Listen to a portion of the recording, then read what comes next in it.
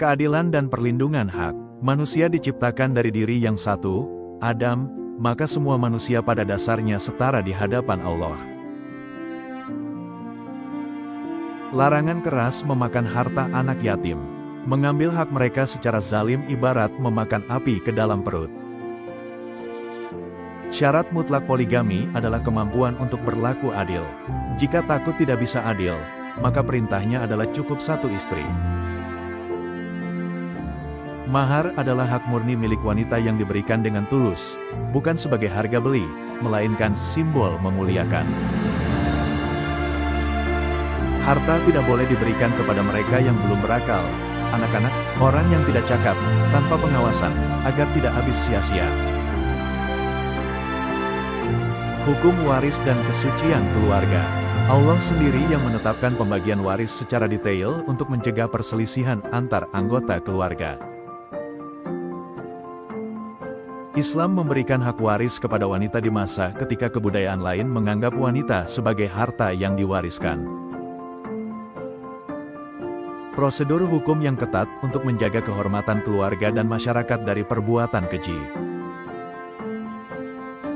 Aturan jelas mengenai siapa saja yang haram dinikahi untuk menjaga kemurnian garis keturunan.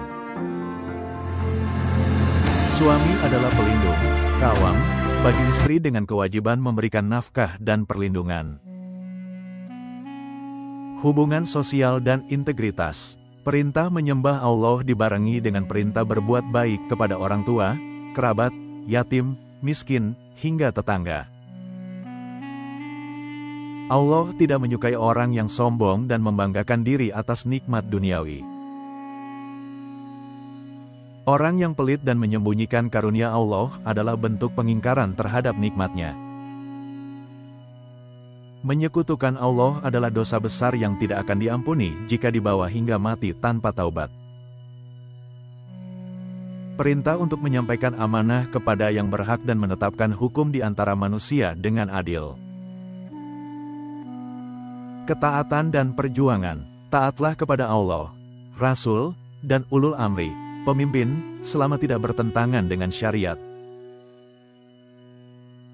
Jika ada perbedaan pendapat, kembalikanlah kepada Al-Quran dan Sunnah sebagai rujukan tertinggi. Peringatan terhadap orang yang ingin berhukum pada selain hukum Allah padahal mereka mengaku beriman. Perintah untuk menolong kaum tertindas, laki-laki, perempuan, dan anak-anak yang dizalimi. Allah menjanjikan keluasan rezeki dan tempat yang baik bagi mereka yang berhijrah di jalannya. Ibadah dan ketelitian hukum. Adanya keringanan, rukhsah, salat jamak dan qashar saat bepergian menunjukkan agama ini mudah. Salat tetap wajib dilaksanakan bahkan dalam suasana perang sekalipun, menunjukkan urgensi hubungan dengan Allah. Jangan terburu-buru menghakimi keimanan seseorang hanya berdasarkan penampilan atau prasangka. Ancaman bagi mereka yang melakukan kesalahan lalu melemparkannya kepada orang lain yang tidak bersalah.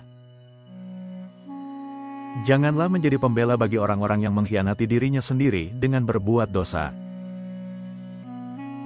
Menghadapi kebatilan dan penutup. Mereka malas dalam salat, ingin dipuji manusia, ria, dan hanya sedikit mengingat Allah.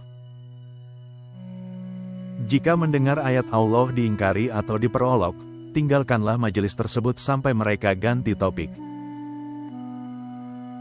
Perintah untuk menjadi penegak keadilan dan saksi karena Allah, meskipun terhadap diri sendiri atau orang tua. Penegasan bahwa Nabi Isa tidak dibunuh dan tidak disalib, melainkan diangkat oleh Allah ke langit. Di akhir surah, Al-Quran disebut sebagai cahaya yang terang benderang untuk membimbing manusia dari kegelapan.